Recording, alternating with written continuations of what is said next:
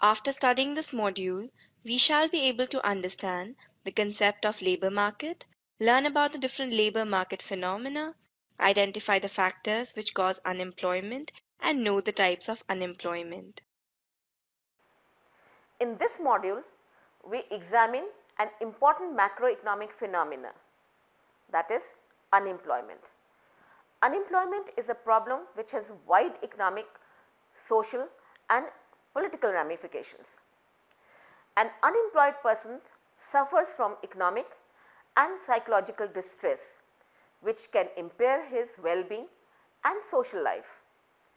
The loss to the economy due to the loss of output and the wastage of human resource is severe and manifold. It is not surprising then that political parties seek to resolve this problem and promise to generate jobs in their election manifestos. The unemployed comprise all persons above a specified age who report that they are without work and that they are available for work and that they have taken active steps to find work in specified reference period as outlined by the ILO guidelines. These include registering at a private or public employment exchange, answering vacancy notices, visiting factories, construction sites and other places of work, seeking assistance of friends and relatives or looking for resources to set up own enterprise. In an economy where unemployment is low, the workers are better off as they can negotiate a high wage for themselves. In other words, a tight labor market is favorable for workers vis-a-vis the firms. However, when unemployment is high, workers are worse off as unemployed workers face a lower possibility of finding a job and employed workers have a higher probability of losing their jobs. Given the enormity of problems associated with unemployment, it is important for the student of economics to learn the nature and causes of unemployment and its possible solutions. In this unit, we learn about theories of unemployment proposed by the classical, Keynesian and new Keynesian schools. Before venturing into theories, a brief survey of labor market would enable us to understand its underlying complexity. The working population of a country who are potentially available for civilian employment may be categorized as those in labor force and those who are out of labor force. Those in the labor force are either working, the employed, or looking for work, the unemployed. Those who are out of the labor force are neither working nor looking for work. They are known as economically inactive. Reasons for economic inactivity includes looking after the family, early retirement, enrolling for a course, or recovering from sickness. There is a continuous movement from one state to the other as people are constantly moving in and out of each of the three states at any given point in time. People are moving out of unemployment to employment if they are finding a job. Some unemployed are quitting the labor force and becoming inactive out of distress. Some among the employed may get laid off and join the unemployed, whereas some may leave their jobs and also the labor force to become inactive. Among the inactive, some may decide to join the labor force and begin their quest for a job. If they find one, instantly they are called employed. If they don't, they are treated as unemployed. During the period April to June 2013, there were 40.2 million people aged 16 to 64 within the labor market in United Kingdom, comprising 28.2 million who were in employment and further 2.5 million who were unemployed. There were also a further 9.0 million people who were economically inactive. The question is, how to measure? Labor force, that is L, is a sum of those who are employed E, and those who are unemployed, U. That is, L is equal to E plus U. The labor force participation rate is the ratio of labor force to population in percentage.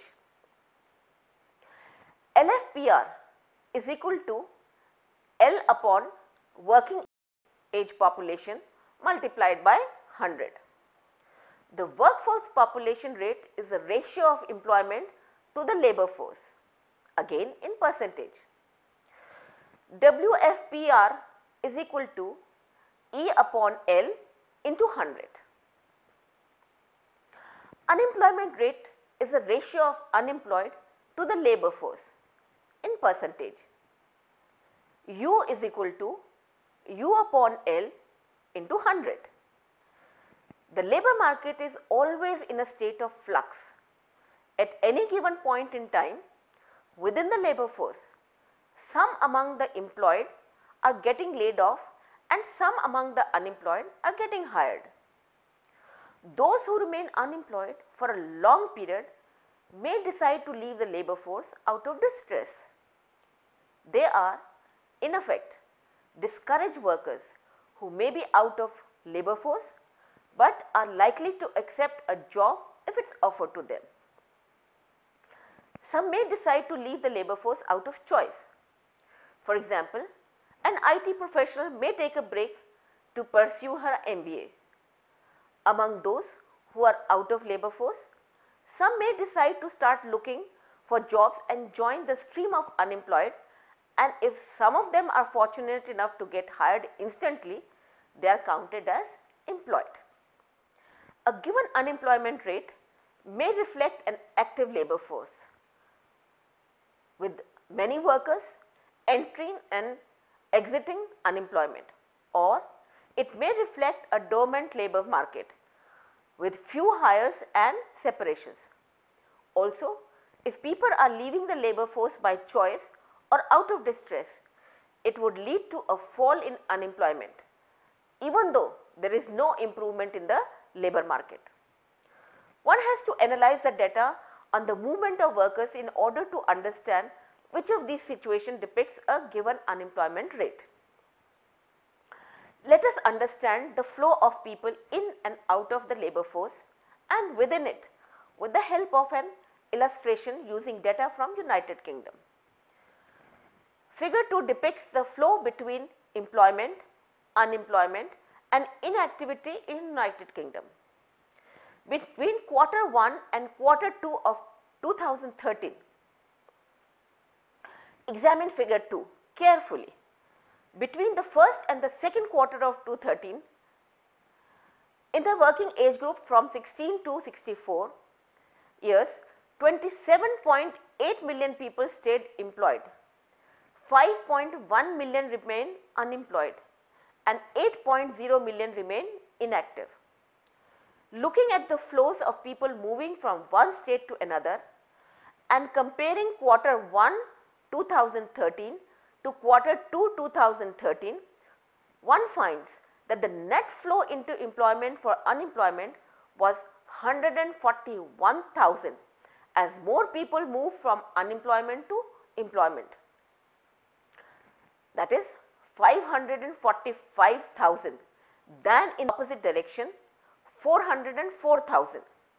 However, the net gain in employment of 141,000 was offset by a net flow from employment into inactivity of 33,000, resulting in a net increase in employment of 108,000, that is 141,000 minus 33,000.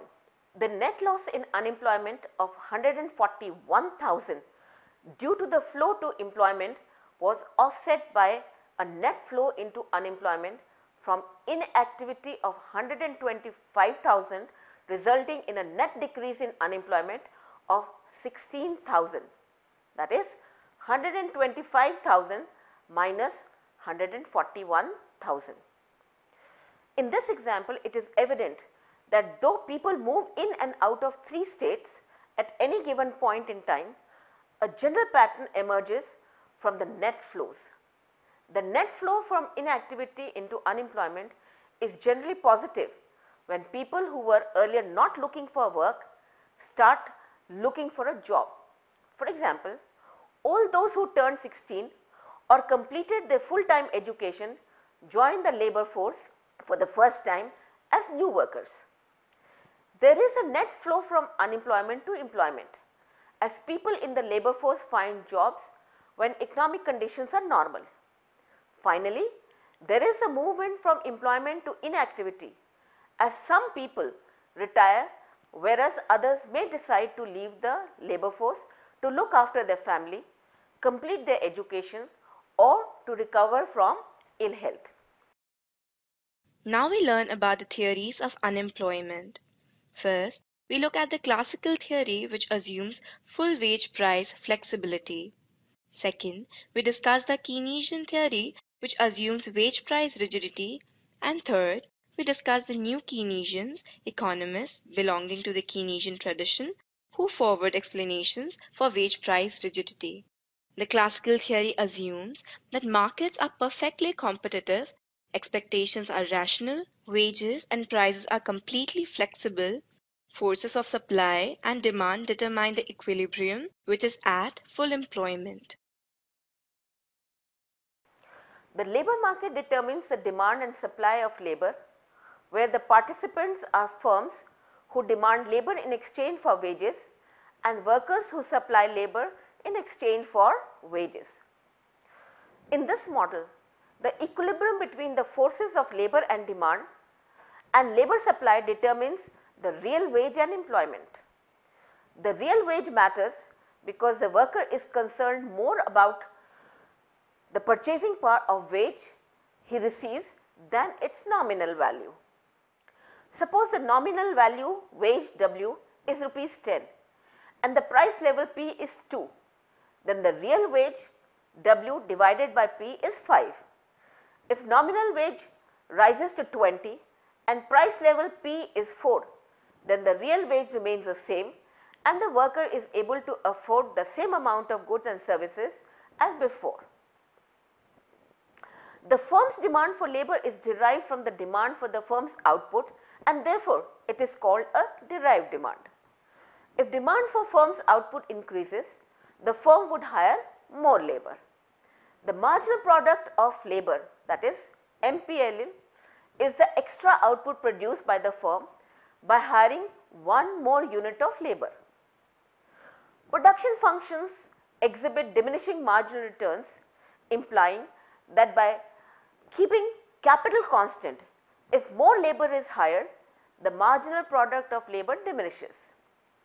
Under conditions of perfect competition, profit maximizing firms will hire workers till marginal revenue product, that is MPL into P, is equal to the cost of hiring an additional unit of labor, W, or till NPL becomes equal to real wage.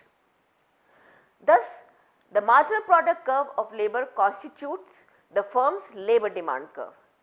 Labor demand is inversely related to the real wage, implying that as real wage falls, the demand for labor by the firms would go up. The labor supply curve is generally upward sloping and positively related to real wage. The labor supply curve is derived from the trade-off between work and leisure. Working more hours in a day would mean sacrificing leisure, but at the same time, there is an opportunity to earn more. If wages rise relative to prices, the real wage would rise and the worker would be keen to supply more labor. In the labor market, the equilibrium between the forces of labor demand and labor supply determines the real wage and employment. Labor demand is inversely related to the real wage, implying that as real wage falls, the demand for labor by the firms would go up. The labor supply is positively related to the real wage, implying that as real wage increases, more of number of laborers are willing to provide the labor. The diagram shows the demand curve intersecting the supply curve at point E, with W by P star as a real wage and N star as the equilibrium employment. If for some reason real wage is more than the equilibrium real wage, that is W by P dash is greater than W by P star, there is an excess supply of labor at the new wage resulting in unemployment at N dash. This will put a pressure on W by P to fall, reducing the excess supply so that equilibrium is restored at E at full employment.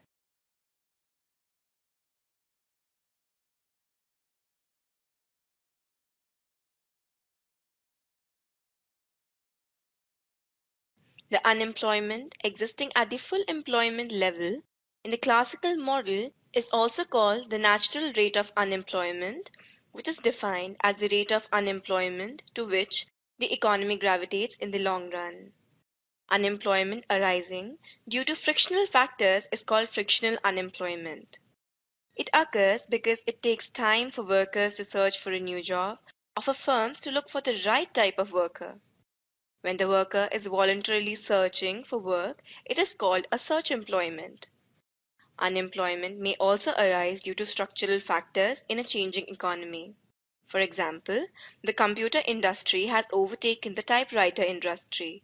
Unemployment thus generated is called structural unemployment. Another view is the Keynesian view of unemployment, wage price rigidity. The experience of Great Depression led John Maynard Keynes to question the assumption of full wage price flexibility of classical model. According to him, wages are sticky downwards. In other words, high unemployment would not lead to fall in real wages as workers do not like a cut in their nominal wages and would resist any such move through strikes and demonstrations. Fearing workers' resistance, employers also are wary of cutting wages. Besides, nominal wages are set by contracts which remain effective for many years and cannot be renegotiated in response to changing demand and supply conditions, making it difficult for wages to adjust. Wages may eventually fall to reach the full employment equilibrium, but only gradually. Keynes showed that involuntary unemployment can arise if there is a lack of effective demand in the goods market.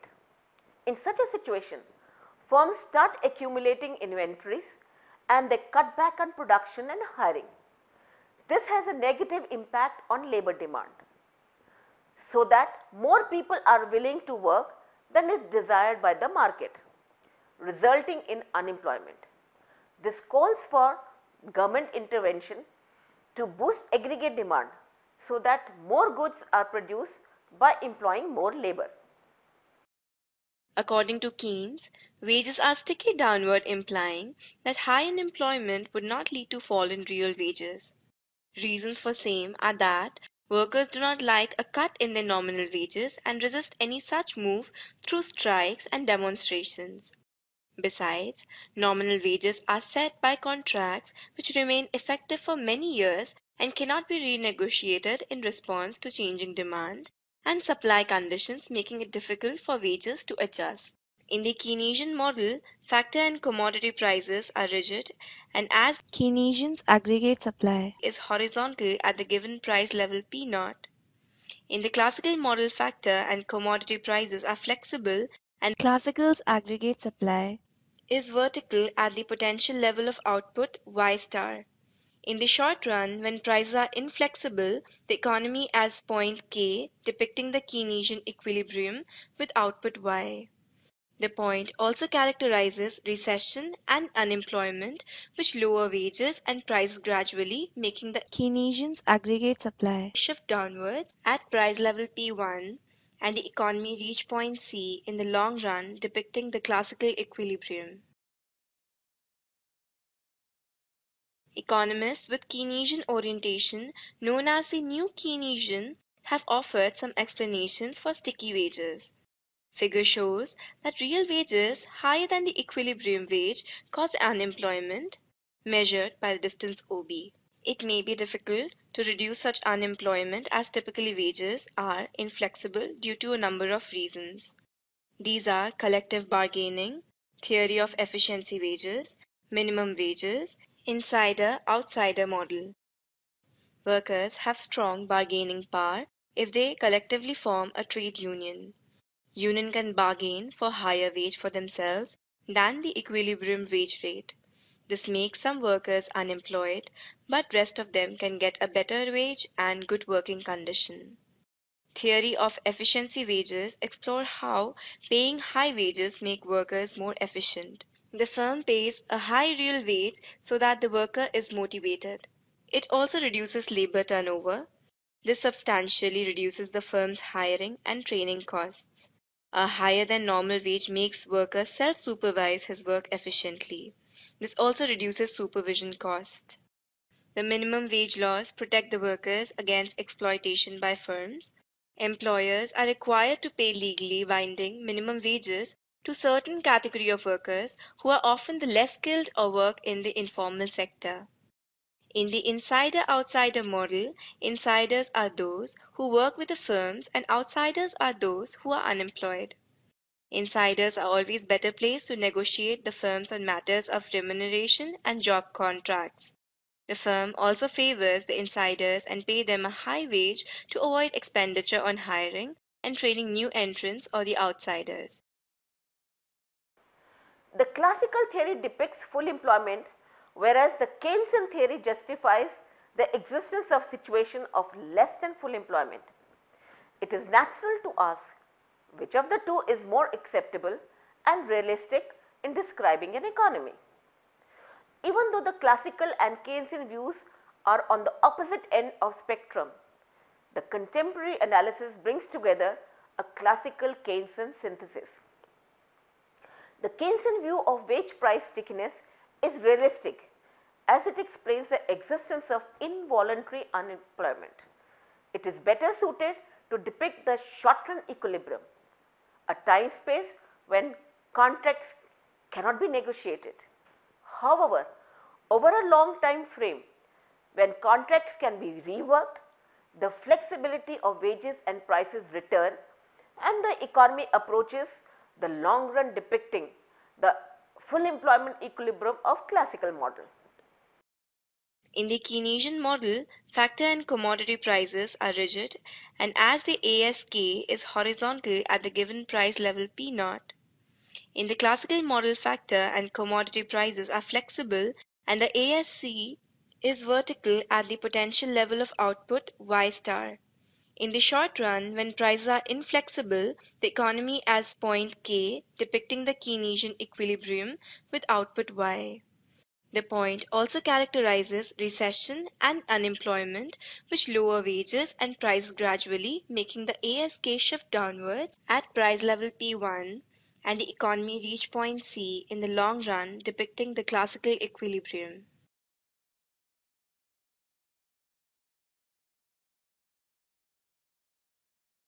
To summarize, we studied that the labor market signifies three states: employed, unemployed, and inactive. We learned that classical theory showed that wages and price are flexible and economy is always at full employment. We also came to know that the Keynes proposed that wages and prices are inflexible and therefore the labor market does not adjust automatically. We learned that the new Keynesians identified factors such as collective bargaining, minimum wages, and efficiency wages as causes of wage rigidity and unemployment. Finally, the Keynesian view can be seen as a short-run feature, whereas the classical view can be treated as a long-run phenomena. Let us summarize what we have learned in this module.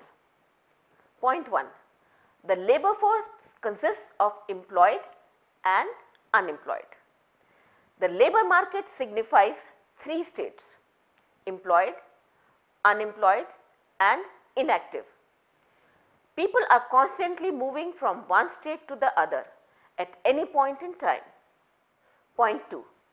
The labor market signifies three states: employed, unemployed, and inactive. People are constantly moving from one state to the other at any point in time. Point 3. Classical theory proposes that wages and prices are flexible and economy is always at full employment. Unemployment arises due to structural or frictional factors. Point 4. Keynes proposed that wages and prices are inflexible and therefore the labour market does not adjust automatically. He showed that unemployment arises due to lack of effective demand and justified government intervention to solve the problem. Point 5. The Keynesians owe their allegiance to Keynesian view.